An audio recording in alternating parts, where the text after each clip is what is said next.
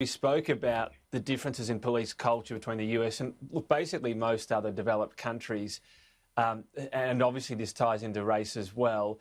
The scenes that our viewers just saw there, yes, this man clearly resisted arrest, grabbed a taser, fired it at police. I mean, that's a pretty fraught situation. No one would say that's easy for police, but as he's running away to be shot twice in the back and killed, it's just so hard to imagine that happening, for example, in Australia.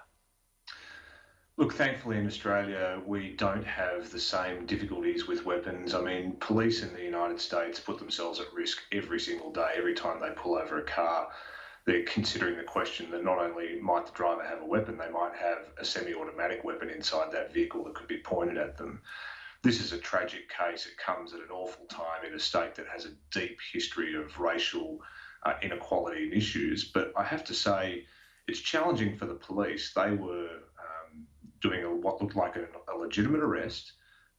They had their own weapons pointed at them, and within a day, the governor of their own state was calling for them to be dismissed and charged for murder. That's a very challenging situation for the police to be in.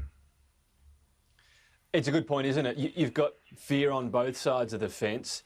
I mean, the case of George Floyd, you can see why the African-American community is going to be fearful. At the same time, as you know, as you were pointing out, the number of weapons in the US mean you understand why police would be fearful as well. Yeah, and I think what's difficult at the moment is to look at each of these cases in their own rights. The George Floyd case, clearly an outrage, clearly against the law. Yeah. This one seems to be quite different, and it's going to take a court case to get to the bottom of whether the police faced a legitimate threat when they fired their weapons. But in such a charged and contentious atmosphere, there's no room for nuance. It's a hot blood political issue. We've seen that, the Wendy's where the arrest took place was burnt down. Not that it had any role in this arrest or the death. So there's just not a lot of room for nuance at the moment.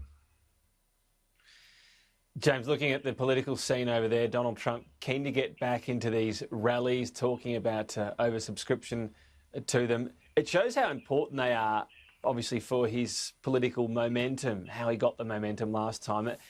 I guess it's easy to understand why. I mean, we have nothing like it in Australia. They're almost mesmerising, as Donald Trump puts in that show every time. There's the baiting of the media, and there's these extraordinary chants that pop up every time. And he's, compared to, some of the news conferences he holds, he's made for these rallies.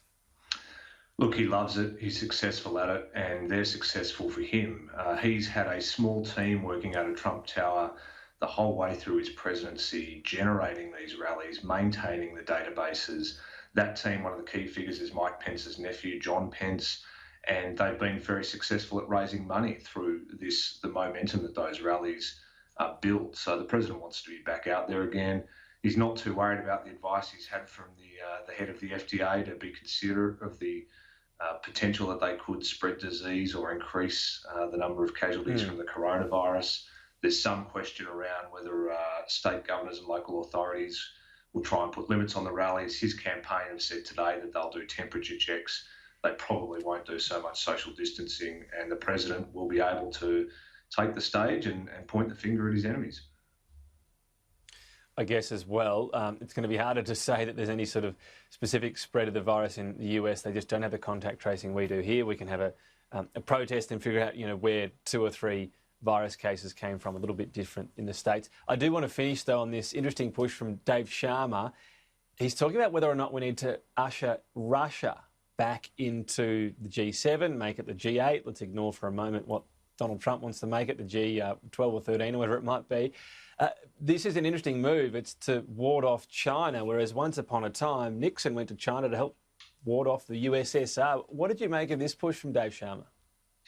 Look, he's right to ask the question of how we can adapt to what is a very changing world, whether we need to shift relationships, how we can look to bring Russia back to the table. We can't just put them in the naughty corner for the rest of time. It's important to look for ways to bring them back in. But I think the challenge with bringing Russia to the table here is that the G7 is for industrialised democracy, and Russia's neither industrialised nor a democracy, really.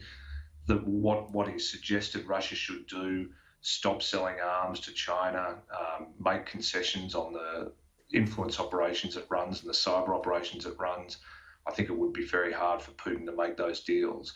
And it would undercut the legitimacy of that body as a group of strong and fair-minded democracies in terms of the way they want to put forward global policy. So it's always worth asking the question, but I don't think now is the right time to bring Russia into that group.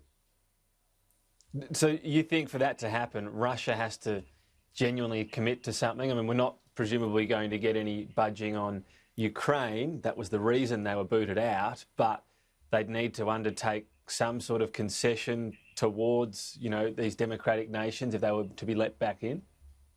I think there'd have to be considerable concessions. I mean, we've got Putin, who's effectively a leader for life, who's murdering journalists, who shot down a plane full of civilian passengers, who has taken a neighbouring country by force, and who is running interference operations across the globe.